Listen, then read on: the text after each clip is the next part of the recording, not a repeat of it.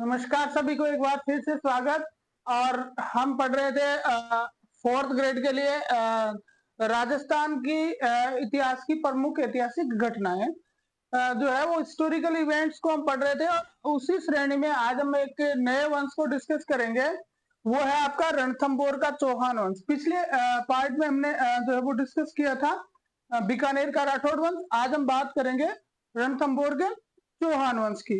तो शुरुआत करते हैं वीडियो की। उससे पहले आप सभी से रिक्वेस्ट है कि एक बार चैनल को आप सब्सक्राइब कर लें, और इसके साथ साथ जो ज्ञान सेतु ऐप है, ज्ञान सेतु ऐप जो है वो आप जरूर डाउनलोड कर लें। इस पे आपको फ्री कंटेंट, फ्री टेस्ट और पेड टेस्ट सीरीज, तीन चीजें मिल रही है। फ्री कंटेंट मिल रहा है, इसके साथ साथ करंट अफेयर्स की जो है वो आपको टेस्ट सीरीज यहाँ पे एक फ्री अवेलेबल करवाई जा रही है। और इसके साथ साथ मात्र 19 रुपए में जो है वो 10 टेस्ट वाली फोर्थ ग्रेड की टेस्ट सीरीज आपको प्रोवाइड करवाई जा रही है। तो आप वहां पे अपना इवेल्युएशन कर सकते हैं कि आपकी स्थिति क्या है, आपको किस पार्ट में सुधार करने के लिए आवश्यकता है और कहाँ आपको कम ध्यान देना है। ये निर्धारित करने के लिए आप इसको ज्वाइन करके और यहाँ से टेस्ट सीरीज आप जो है वो परचेज कर सकते हैं। ओनली 19 रुपए में अवेलेबल है, तो कोई दिक्कत वाली बात भी नहीं है। 19 रुपए तो वैसे भी लग ही जाते हैं, कहीं भी लगा देते हैं अपन, ठीक है। लेकिन पढ़ाई के नाम पे लगाते थोड़ा सा जोर आता है। तो शुरुआत करते हैं रणथंभौर के चौहान वंश की।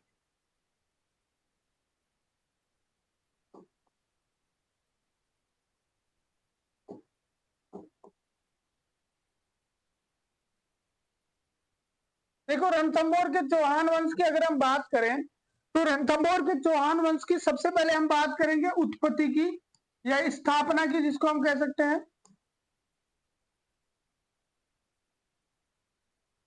ठीक है, स्थापना में आपको ध्यान रखना है कि इस वंश की जो स्थापना थी वो करने वाला व्यक्ति का नाम था गोविंदराज। ठीक है, 1194 ईस्वी में इसने स्थापना की थी। अब आपको यहाँ पे ध्यान रखने वाली चीज ये है कि ये जो गोविंदराज था ये शाकंभरी के चौहान वंश से संबंधित था। किससे? शाकंभरी के चौहान वंश से संबंधित था। अब शाकंभरी के चौहान वंश में एक महान प्रतापी शासक हुआ था जिसका नाम था क्या? पृथ्वीराज चौहान। क्या नाम था? पृथ्वीराज। ठीक है, इस पृथ्वीराज का ये जो है वो क्या था? पुत्र था। तो भाई प्रश्न ये आ जाता है कि रणथंभौर के चौहान वंश का संस्थापक गोविंदराज या गोविंद प्रथम जो था वो कौन था? तो वो पृथ्वीराज चौहान का पुत्र था। और कुतुबुद्दीन जो ऐबक था उसने ही इसको यहाँ की जागीर दी थी। बाद में इसने स्वतंत्र राज्य की यहाँ पे स्थापना करी। अब आपको क्या करना है कि इसके कुछ गोविंद के जो है गोविंदराज के कुछ उत्तराधिकारी हुए, उन्होंने कुछ लोगों से कुछ दिल्ली सल्तनत के साथ संघर्ष किया। ठीक है, तो कई बार पूछ लिया जाता है कि किस व्यक्ति ने किसके साथ संघर्ष किया। तो इसके उत्तराधिकारियों को हम थोड़ा पढ़ेंगे। गोविंद के उत्तराधिकारी,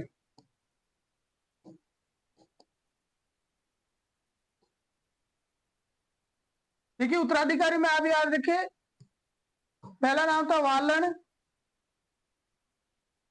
प्रहलादन, वीर नारायण, वाघभट और जैतर सिंह। उसके बाद में आखिरी शासक को हम डिटेल में पढ़ लेंगे। और ये कहें कि रणथंभौर का इतिहास अगर है तो वो पूरा ही किसका है? वो पूरा का पूरा इतिहास आपका हमीर देव चौहान का ही है।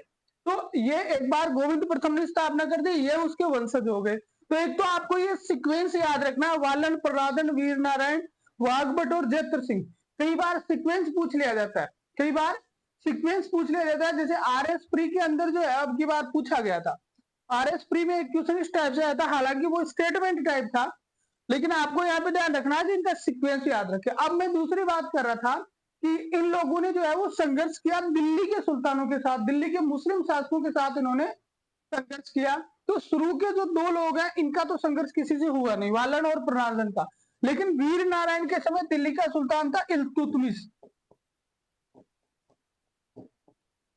इस इल्तुतमिश ने इस पे आक्रमण किया था और इसने इस आक्रमण को विफल किया था। तो आपको जोड़ा याद रखना है कि वीर नारायण ने किससे संघर्ष किया?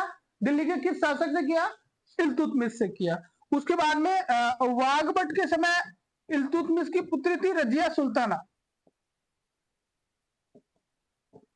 इस रजिया सुल्ताना से इसकी लड़ाई हुई, लेकिन रजिया सुल्ताना खुद नहीं आई थी, इसने दो सेनापति भेजे थे। इसके सेनापति जो है उनके नाम आप याद रख लेना।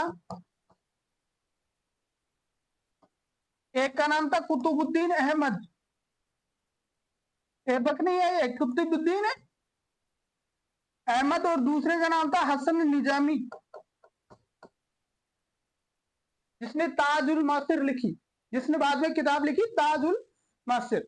तो वागबट के समय ये दो लोग जो है रजिया सुल्ताना और जो वहां की सुल्तान थी दिल्ली की, उसने दो लोगों को भेजा, कुतुबुद्दीन अहमद और हसन निजामी को। ठीक है, अब उसके बाद में आता है जैतर सिंह।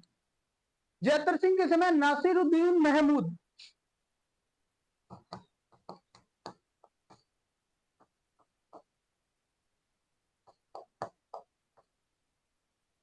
तो किसने आक्रमण किया? नासिरुद्दीन महमूद ने। तो यहाँ पे तीन चीजें निकल के आती है। वंश की स्थापना किसने की? तो गोविंद प्रथम ने कर दी।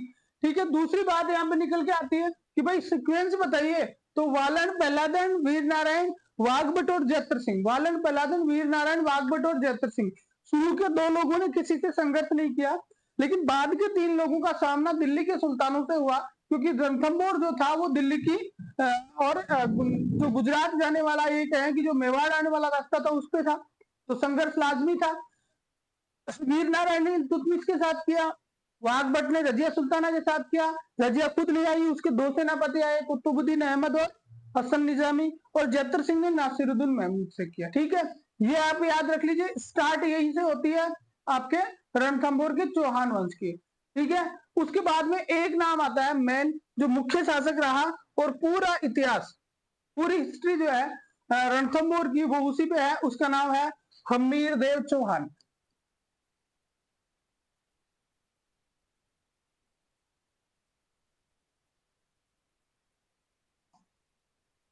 बारह सौ बयासी से 1301, 1282 से 1301 के बीच शासन किया किसने? हमीर देव चौहान ने। अब हमीर देव चौहान का इतिहास जानने के लिए कुछ ग्रंथ है, वो किताबें याद रख लो। अक्सर जो है ना प्रत्येक परीक्षा में ना, 4th ग्रेड की मैं बात करूं, सभी परीक्षाओं में जो है वो किताबें पूछी जाती है। अगर रणथंभौर के इतिहास से पूछी जाती है तो वो किताबें पूछी जाती है। पहले पुस्तकों की हम बात कर लेंगे। पुस्तकें हमें याद रखनी है, अमीर हट, अमीर रासो,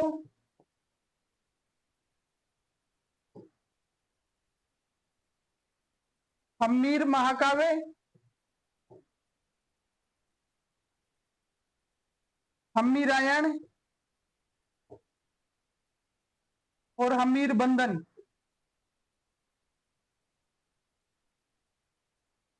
भाई ये 5 किताबें याद रखनी है आपको।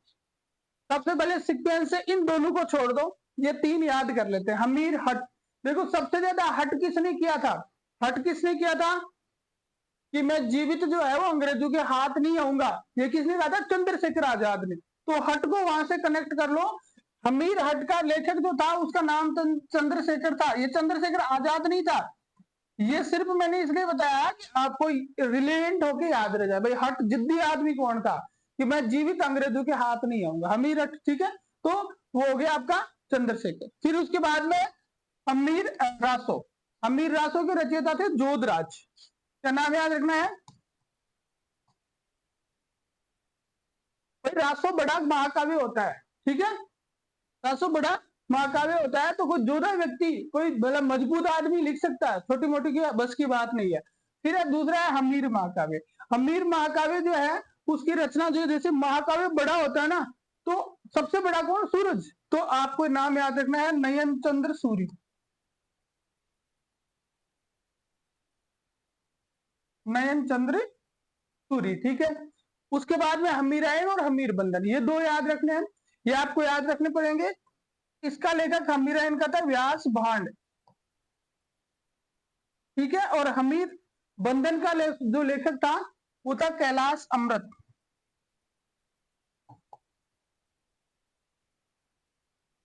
भाई ये 5 किताबें तो आपको याद रखनी पड़ेगी। तो आपको रणथंभौर के इतिहास के जानने की सबसे मेन चीजें यही है। अब दो किताबें और भी लिख लो जब ये लिख रहे हैं। हमीर देव चौहान ने खुद दो पुस्तकें लिखी। हमीर की खुद की किताबें कौन सी? उन्होंने खुद दो पुस्तकें लिखी। एक का नाम था श्रृंगार हार और दूसरे का नाम था मेल राग पद्धति। मेल राग पद्धति ये किसकी किताबें थी? ये हमीर की स्वयं की किताबें थी। 5 किताबें जिसमें हमें इतिहास मिलता है, ठीक है, और 2 किताबें जो हमीर ने स्वयं लिखी थी। अब इसके अलावा देखो हमीर के आगे अगर हम बात करें तो पहले पहले युद्ध नहीं लड़ेंगे। अब पहले युद्ध बाद में लड़ लेंगे, युद्ध के साथ सब कुछ समाप्त हो जाता है। इसलिए पहले हमीर के जो काम थे वो लिखते हैं। इसके दरबार में एक कवि रहता था। इस कवि का नाम था बीजादित्य। ये भी आपको याद रखना है। इस कवि का नाम क्या था? बीजादित्य था। एक हमीर जो है, इस हमीर के गुरु थे। गुरु का नाम था राघव देव। क्या नाम था? राघव देव। गुरु का क्या नाम था? राघव देव। हमीर के पिता का नाम था जैत्र सिंह। इनके पिता थे जय सिंह या जैत्र सिंह बोलते हैं। तो इनके पिता जो जय सिंह थे, इन्होंने 32 वर्ष तक शासन किया था। कितने वर्ष शासन किया? 32 वर्ष। जय सिंह ने 32 वर्ष शासन किया और इस 32 वर्ष के शासन की याद में हमीर ने जो है वो एक क्या बनाई? 32 खंभों की छतरी। 32 खंभों की छतरी बनाई। अब ये प्रश्न आता है कि भाई 32 खंभों की छतरी किसने बनाई? तो बनाई तो किसने? हमीर ने बनाई। अब क्यों बनाई? क्योंकि अपने पिताजी की याद में बनाई और उन्होंने 32 साल शासन किया था। अब ये जो छतरी है वो कहां पे है? तो रणथंभौर दुर्ग में। कहां पे स्थित है? रणथंभौर दुर्ग में। ठीक है। दूसरी चीज ये आती है कि इस छतरी का एक दूसरा नाम भी है। इस छतरी का एक दूसरा नाम भी है। इस छतरी को कहते हैं न्याय की छतरी।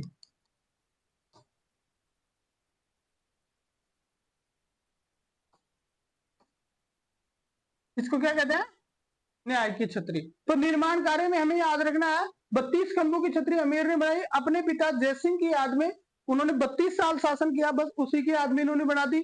एक आपको याद रखना है, इन्होंने एक तालाब बनाया। हमीर ने जो है वो एक तालाब बनाया। उस तालाब का नाम याद रखना है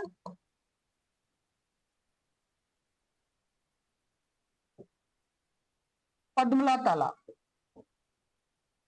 ठीक है, पद्मला तालाब।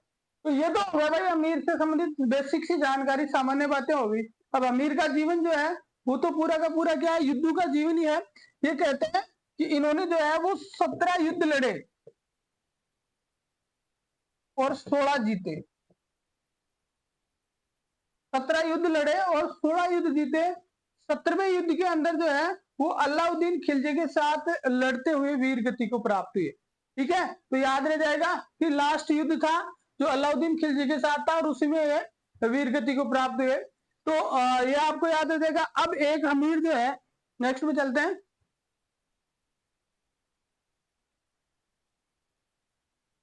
हमीर अपने हट के लिए भी प्रसिद्ध है।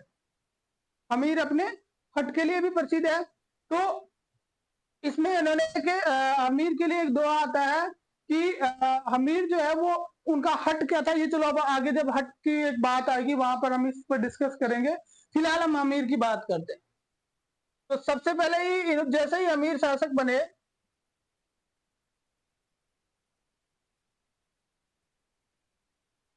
अमीर जैसे ही शासक बने, शासक बनते ही इन्होंने सबसे पहले दिग्विजय की नीति अपनाई।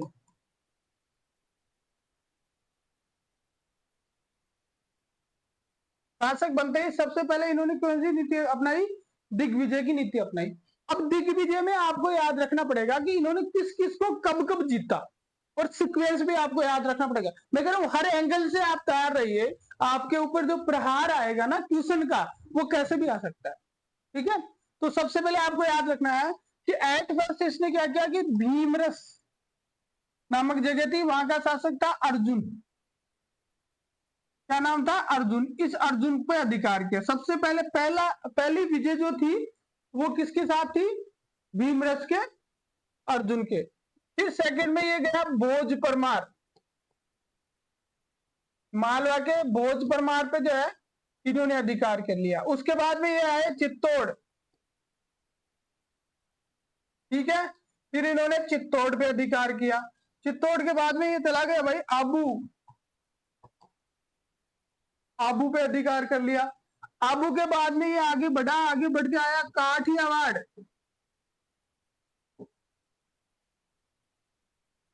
काठियावाड़ पे अधिकार कर लिया। और अंतिम रूप से आया त्रिभुवन नगरी,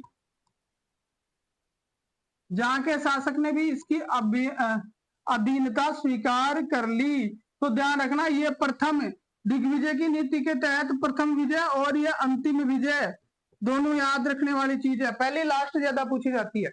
तो दिग्विजय की नीति अपनाई, शासक बनते ही कि सबसे पहले मैं सबको जीतूंगा, और सबको जीतने के लिए सबसे पहले भीमरस के अर्जुन को जीता, शासक का नाम भी याद रख सकते हैं। फिर भोज परमार को, फिर चित्तौड़, फिर आबू, फिर काठियावाड़ और फिर त्रिभुवन नगरी। बस ये सीक्वेंस आपको याद रहना चाहिए, ठीक है। क्यों? क्योंकि सीक्वेंस भी पूछा जा सकता है। ये जो परीक्षा का जो लेवल है ना, वो लेवल तो हम इतना हाई नहीं कह सकते, लेकिन जो कंपटीशन है उसको कम करने के लिए और जो अपने परसेंटेज जो है वो नहीं बढ़े, उसके लिए जो है वो सेवा चयन बोर्ड जो होते हैं या आरपीएससी जो भी है, वो क्या करते हैं कि वो ऐसे क्वेश्चन डालते हैं जिसमें अभ्यर्थी को छकाया जा सके। तो आपको हर तरह से तैयार रहना है, सीक्वेंस भी याद रखना है और किस किस को कब कब जीता ये भी याद रखना है। जब भाई इसकी ये दिग्विजय की नीति पूरी हो गई, तो पूरी होने के बाद में इन्होंने एक यज्ञ करवाया। आपके कोई काम हो जाता है घर में, आपने घर में कोई अच्छा काम कर लिया, तो उसके बाद में खाना पीना तो करवाते हो ना, यज्ञ वगैरह करवाते हो या फिर खाना रखते हो, काटी ले आए तो मिठाई बांटते हो, कोई भगवान के चढ़ाते हो, मतलब वही। तो ये राजा थे, तो इन्होंने क्या करवाया? यज्ञ करवाया। उस यज्ञ का नाम था कोटि यज्ञ यज्ञ। ये यज्ञ अश्वमेध यज्ञ के समान ही होता था। इसके बाद में इन्होंने क्या किया? दिग्विजय नीति के बाद में कोटि यज्ञ यज्ञ करवाया। सबसे मेन चीज आपको याद रखनी है कि ये जो यज्ञ था, इसमें इसका जो पुरोहित था, इसका इस यज्ञ को करवाने वाला, अरे पंडित ही तो करवाएगा यज्ञ है, तो पंडित जो था उसका नाम था विश्वरूप। उस पंडित का नाम क्या था? विश्वरूप। पंडित का नाम था विश्वरूप, ये आपको याद रखना है। दिग्विजय की नीति हुई, यहां जीता। उसके बाद में कोटि यज्ञ यज्ञ करवाया, और कोटि यज्ञ यज्ञ में इसका जो पुरोहित था उसका नाम था विश्वरूप। और दूसरी चीज आपको इसमें से यह भी याद रखनी है कि कोटि यज्ञ यज्ञ का जो उल्लेख है ना, ये कहां मिलता है? कई बार ये भी पूछ लेते हैं। तो एक शिलालेख है बलवना शिलालेख,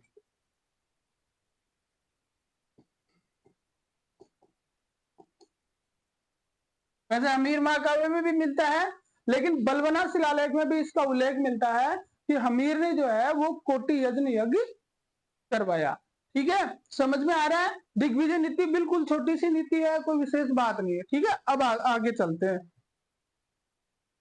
अब देखो, अब यहां से स्टार्ट होता है अपना महासंग्राम। महासंग्राम कहां से शुरू कर रहे हैं ये देखो। सबसे पहले हमीर वर्सेज जलालुद्दीन खिलजी।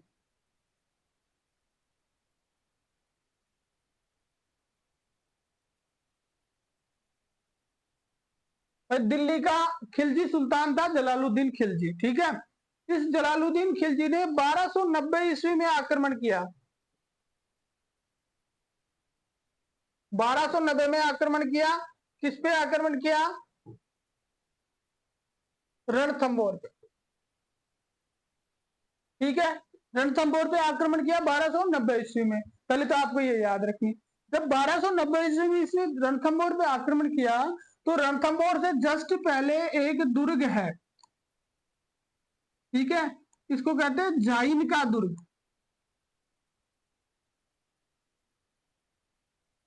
क्या बोलते हैं? जाइन का दुर्ग। ये जो जाइन का दुर्ग है, इसको कहते हैं भाई रणथंबोर दुर्ग की कुंजी।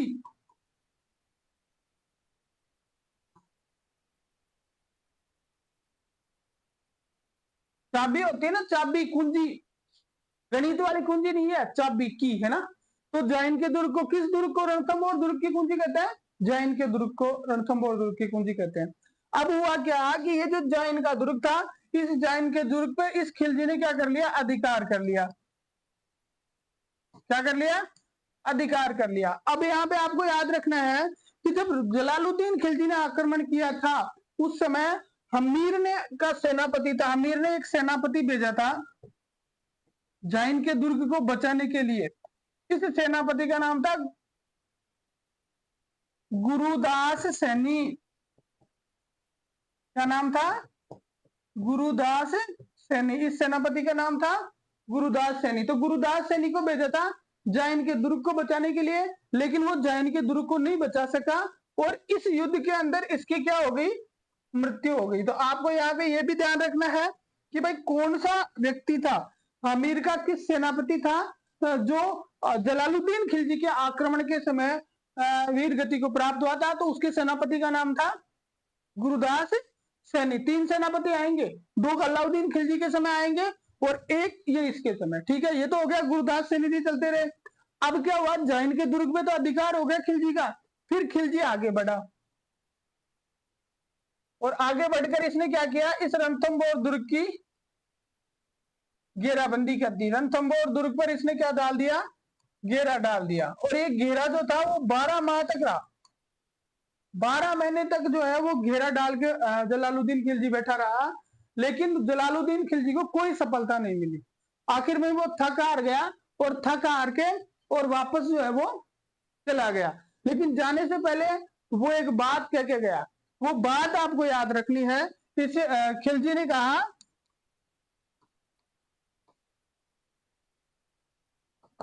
देखो खिलजी बड़ो सातिर आदमी था। जब इस दुर्ग पे अधिकार नहीं कर सका तो उसने क्या कहा? अयान का किला तो मैं बाढ़ समझू। क्या समझू? बाढ़। मुसलमान को एक बाढ़ समझू। ठीक है, इससे आप याद रख लेना कि जलालुद्दीन खिलजी ने यह बात कह दी कि अच्छा किला तो जो है मैं एक बाढ़ के बराबर मानू, गढ़ा किला है मार के। ठीक है, और ये कह के वहां पे चला गया। जब लोमड़ी को अंगूर नहीं मिले ना तो उसने कहा अंगूर खट्टे हैं, यही बात इसने कही। तो वो ये स्टेटमेंट याद रखना, कई बार पूछा जाता है। 2 स्टेटमेंट यहाँ पे आएंगे। ऐसे इसने क्या कहा था कि ऐसे 10 किलो को मैं मुसलमान के एक बाल के बराबर समझता हूं।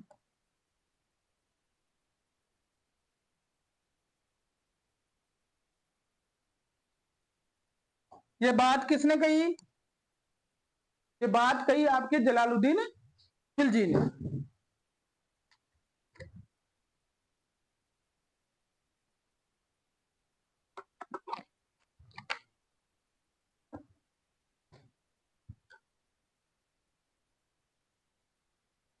ठीक है, अब आपको यहाँ पे एक चीज और ध्यान रखनी है कि ये जो सारी स्टोरी मैंने आपको बताई ना, इसका वर्णन कहाँ मिलता है? तो इसका वर्णन 2 किताबों में मिलता है। देखिए बहुत अलग लेवल पर जो है वो हम इस चीज का अध्ययन कर रहे हैं। एक जो है किताब का नाम है मिफ्ता उल फुतह है, मिफ्ता उल फुतूह है, और दूसरी है तारीख फिरोजशाही।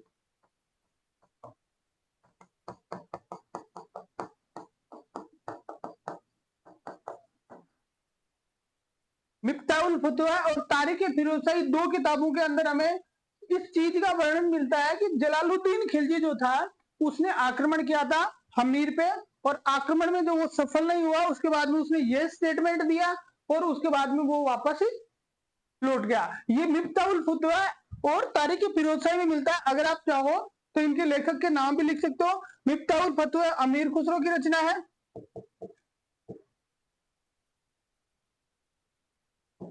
किसकी रचना है? अमीर खुसरो की रचना है। और तारीख फिरोजशाही जो है वो जियाउद्दीन बर्नी की रचना है।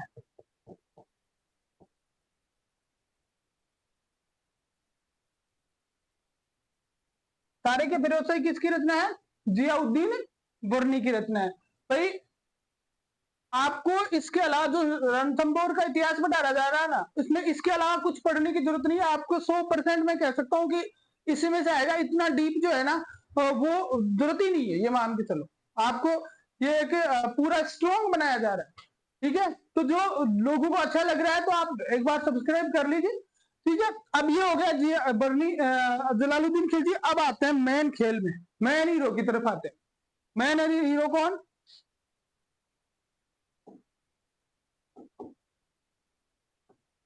अलाउद्दीन खिलजी।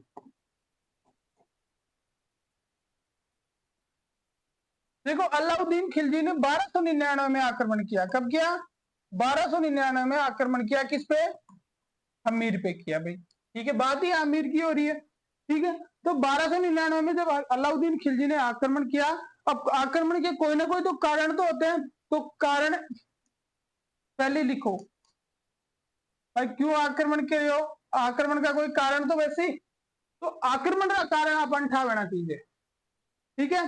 पहला कारण तो यह था कि राजकर बंद, अमीर ने जो है वो टैक्स देना बंद कर दिया दिल्ली सल्तनत को, कि हम किसी प्रकार का टैक्स नहीं देंगे, किसी के अधीन नहीं है। तो पहला कारण तो ये बताते हैं। दूसरा कारण जो मेन कारण था, उसमें आपको दो नाम याद रखनेंगे, मोहम्मद शाह व कैबरू, ठीक है। ये दो लोगों को के कारण भी जो है वो ये बात यहाँ पे बिगड़ी थी। अभी मोहम्मद शाह और कैबरू जो थे वो दो नव मुसलमान थे। अब ये दोनों जो है वो बागी हो गए थे, अलाउद्दीन खिलजी के व्यक्ति थे, बागी हो गए, और बागी होके वहां से भाग के आ गए कहां पे? हमीर के पास आ गए, हमीर की शरण में आ गए। अब हमीर की शरण में आ गए तो हमीर खिलजी ने इसकी वापस मांग की, और हमीर ने देने से मना कर दिया। यहां हमीर का हट जो है तो वो प्रदर्शित होता है। तो आपको ध्यान रखना है कि मोहम्मद शाह जो है ना, उसके संबंधित एक बात और मिलती है भाई। खिलजी तो ये कह रहा है, एक जगह तो अमीर खुसरो तो ये कहता है कि भाई जब गुजरात अभियान के दौरान जालोर के पास इसने क्या किया, सब कुछ लूटपाट कर ली, इसलिए जो है वो ये खिलजी नाराज था, ये भाग के हमीर की शरण में आ गया। लेकिन हमीर महाकाव्य में एक अलग ही बात मिलती है।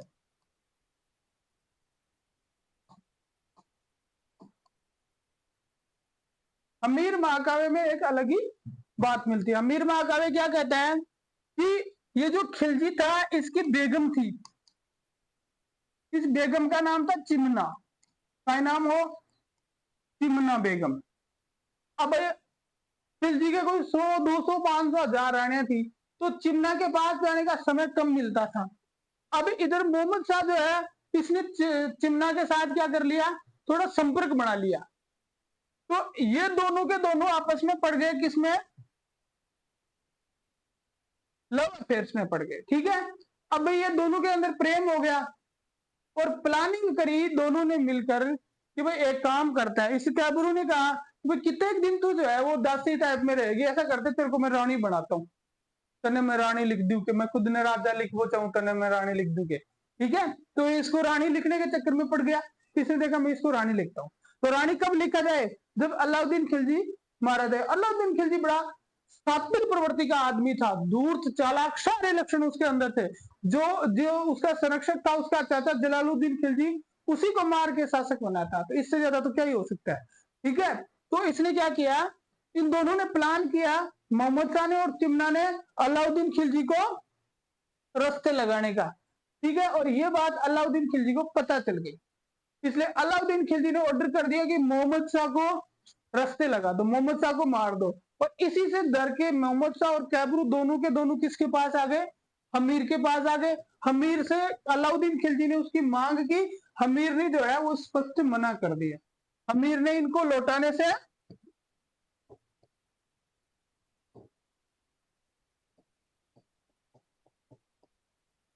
मना कर दिया, भैया ना, बिल्कुल नहीं, कोई स्थिति में नहीं लौटाऊंगा। क्यों? क्योंकि यहाँ क्या था, हमीर हट, हमीर तो अपने हट के लिए प्रसिद्ध था। यहाँ तो हमीर अपने हट के लिए प्रसिद्ध है। यहाँ एक और याद रखना, एक स्टेटमेंट और याद रखना आप, कि ये जो मोहम्मद शाह था ना, इसको हमीर ने एक जागीर दी थी, उस जागीर का नाम था जगाना। कहाँ की जागीर दी थी? जगाना की जागीर दी थी। ये नाम याद रखना, कई बार जागीर पूछती जाती है। तो हम लौटाने से मना कर दिया, अमीर ने हट कर लिया। अमीर ने कहा कि भाई शरण में आए हुए आदमी को लौटाना किसी राजपूत की शान के खिलाफ है। अमीर ने कहा कि मैं इस आदमी को किसी स्थिति में तुझे नहीं लौटाऊंगा, चाहे जो परिणाम भुगतने पड़े वो भुगतने पड़े, ठीक है। उन्होंने कहा कि सिंह सुवन सतपुरुष वचन और कदली फले एक बार, तिरिया तेल हमीर हट चढ़े न दूजी बार। सिंह सुवन सतपुरुष वचन और कदली फले एक बार, तिरिया तेल हमीर हट चढ़े न दूजी बार, ठीक है। तो अमीर ने स्पष्ट मना कर दिया, इसलिए युद्ध जो है वो अवश्यंभावी हो गया। अब क्या हुआ, इस अलाउद्दीन खिलजी को आया गुस्सा, इसने 3 लोगों को भेजा, 3 लोगों को भेजा। नाम याद रखने हैं। इसके सेनापति कौन कौन थे, खिलजी के सेनापति कौन कौन थे? उलुग खां, नुसरत खां, अल्प खां। उलुग खां, नुसरत खां और अनल्प खां 3 सेनापति इसके थे, ठीक है। ये वही बात वापस जहां से अपन शुरू कर रहे थे कि भाई सबसे पहले कुंजी कौन सी है,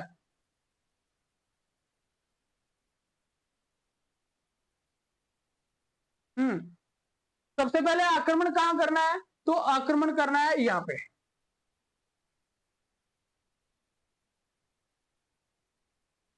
कौन सा दुर्ग था ये, जाइन,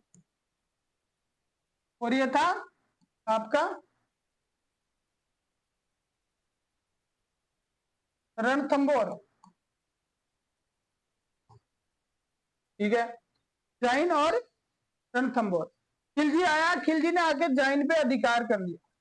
खिलजी ने आके क्या किया, जाइन के दुर्ग पे अधिकार कर लिया। अलाउद्दीन इसको अमीर को पता चला, अमीर को पता चला तो अमीर ने क्या किया, अपने 2 सेनापति भेजे, अपने 2 सेनापति भेजे।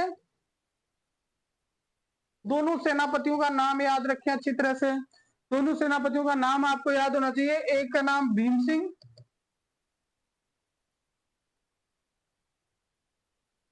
और एक का नाम था धर्म सिंह, ठीक है। अब देखो जैन के दुर्ग पे इतना इजी अधिकार हुआ, हमीर माकावे में लिखा हुआ है कि जैन के दुर्ग पे ऐसा कुछ आते ही अधिकार नहीं कर पाया खिलजी, नहीं कुछ नहीं हुआ खिलजी से।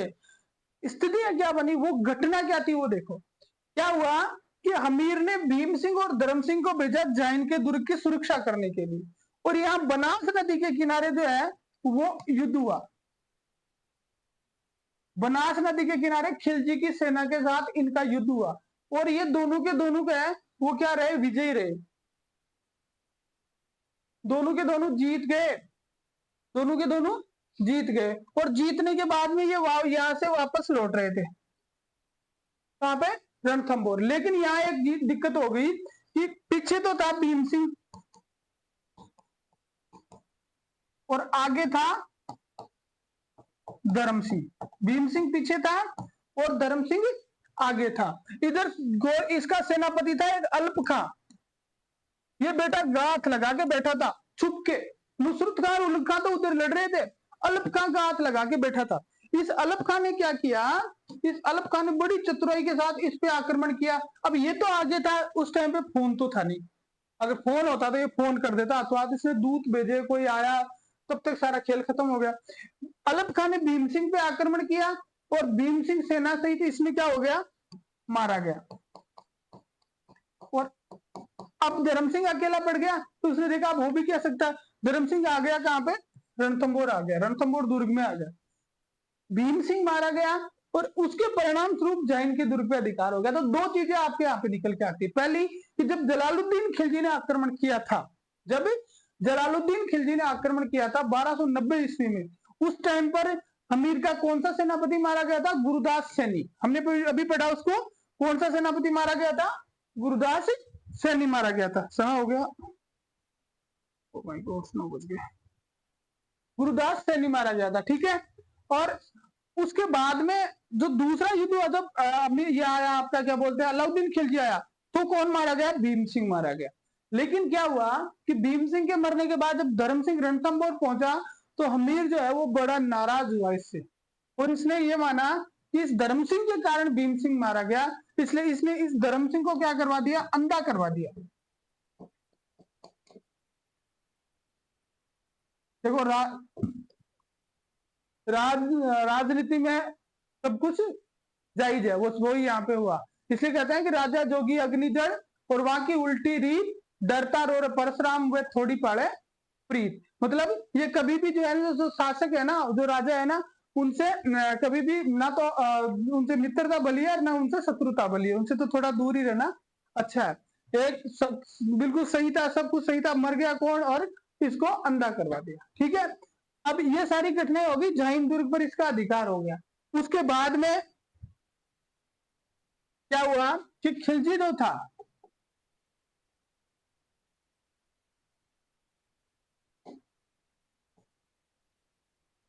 अलाउद्दीन खिलजी ने क्या किया, आगे बढ़ा और आगे बढ़कर रणथंभौर का जो दुर्ग था उसमें क्या कर दिया, घेराबंदी कर दी। ठीक उसी तरह जैसे जलालुद्दीन खिलजी ने की थी। लगभग 12 माह बीत गए, कोई रिजल्ट निकलने वाला नहीं था। पूरी तरह से दुखी हो गए। वर्षा ऋतु सामने थी, तो इनको लगने लग गया कि अब जो है वो कुछ नहीं हो सकता, अब जो है वो कुछ नहीं हो सकता। तो इसने बड़े तरीके से काम लिया। किसने, खिलजी ने हमीर के 2 आदमी थे,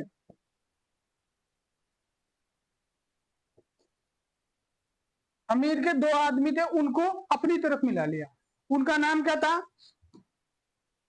ये याद रखना भाई, रणमल, रतिपाल और एक और था सुरजन शाह।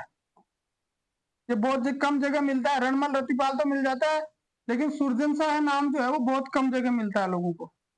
ठीक है, तो 3 आदमी थे, इन 3 लोगों को जो है वो खिलजी ने क्या किया, इन अमीर के 3 लोगों को क्या कर दिया, अपनी तरफ मिला लिया, और इन्होंने अमीर के साथ क्या कर दिया, विश्वासघात कर दिया। इन्होंने अमीर के साथ क्या कर दिया, विश्वासघात कर दिया। और विश्वासघात करके जो पानी का जो कुंड था ना, उसको पानी को दूषित कर दिया गोरक्त मिला के, ताकि वो पीने लायक नहीं रहे। अब अमीर के पास दूसरा कोई चारा नहीं रहा। तो तारीख याद रखें,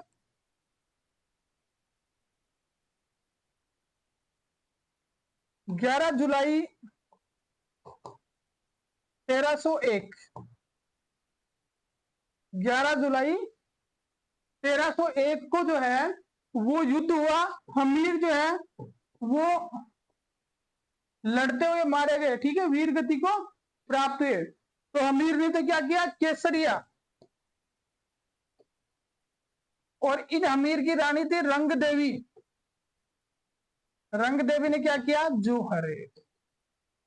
रंग देवी ने क्या किया, जोहर। बस आपको याद रखना है, राजस्थान का पहला साका,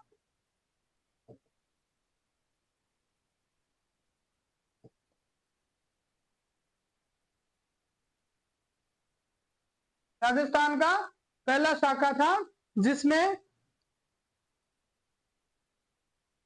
अलाउद्दीन खिलजी और हमीर के बीच में लड़ाई थी। आपको नाम याद रखना, किसके नेतृत्व में हुआ, रंग देवी के नेतृत्व में हुआ। ठीक है, और हमीर जो था उसने अपना मस्तक काट के भगवान शिव को अर्पण कर दिया।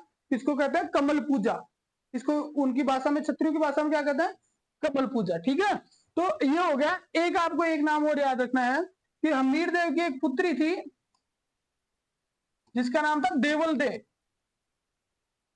अमीर की पुत्री थी देवल दे। देखिए वो कुंवारी थी, और नियमानुसार ये होता था कि जो कुंवारी जो लड़कियां हैं वो जोहर नहीं कर सकती, तो उनको युद्ध में जाने से पहले जो है वो खुद ही मार देते थे। लेकिन हमीर और उसकी पत्नी जो है वो एक दिन बातचीत कर रहे थे, और वो देवल दे से इतना प्रेम करते थे कि उसको मार नहीं पाए। लेकिन जब उसको, देवल दे को इस चीज का पता चला कि मेरे कारण मेरे पिता जो है वो संकट में है और वो ऐसा कर नहीं पा रहे हैं, तो इन्होंने क्या किया कि पद्मला तालाब, इस जगह का भी नाम याद रखना है। मैंने आपको स्टार्ट में बताया था कि ये अमीर नहीं खुदवाया था, इन्होंने पद्मला तालाब में क्या कर दिया, जल जोहर कर दिया। मतलब पद्मला तालाब में डूबकर अपने आप के प्राण त्याग दिए। तो राजस्थान का प्रथम जोहर भी, प्रथम शाखा या प्रथम जोहर कहां पे हुआ, तो वो हुआ आपके रणथंभौर दुर्ग में। और राजस्थान का एकमात्र जल जौहर जो उसके बाद में कभी ना हुआ ना कभी होगा, ठीक है, एकमात्र जल जौहर जो है वो कहां पे हुआ, तो वो भी हुआ आपके कहां पे, इसके रणथंभौर दुर्ग में। ताकि या जौहर का जो है वो नेतृत्व किया रंग देवी ने, और जल जौहर किसने किया, देवल दे ने, जो हमीर की पुत्री थी। बस स्टोरी यही खत्म नहीं होती, दो दो पात्र अभी और बच जाते हैं इसमें।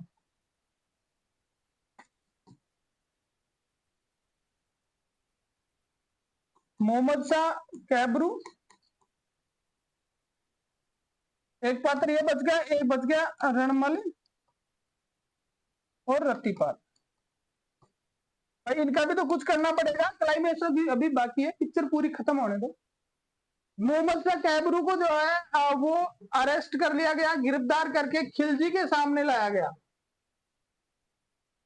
खिलजी ने पूछा कि अगर जब इसको लाया गया तो ये पूरी तरह से मतलब जख्मी था, अच्छा लड़ा था, युद्ध में अच्छा लड़ाई करी थी इसने, ठीक है, कोई विश्वासघात इस व्यक्ति ने नहीं किया था।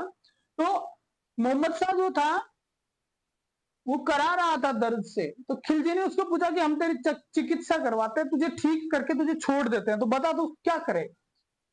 वहां ये आदमी ये भी कह सकता था कि नहीं, मैं गलती होगी था कि सेवा में आ जाए, सोच प्राण बचाने के लिए कह सकता था, लेकिन नहीं, बड़ा ही लोयल व्यक्ति था।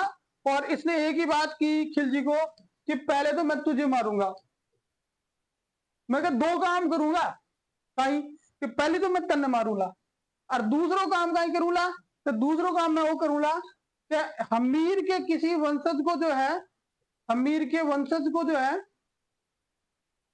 वो रणथंभौर का राजा बनाऊंगा।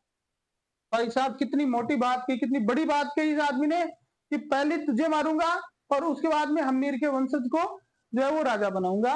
तो खिलजी को गुस्सा आया और उसने काम तमाम कर दिया। फिर आती है बारी रणमल और रत्तीपाल, ये आए बड़े राज्य हो गए, बस मजे हो गए, अमीर मर गया, अब हम राजा बनेंगे। इसलिए खिलजी ने कहा कि यार तुम जब तुम्हारे धर्म के आदमी के नहीं है, जो तुम्हारा स्वामी था उसके नहीं है, तो तुम मेरे कब हो जाओगे, सारे विश्वासघाती को काटो।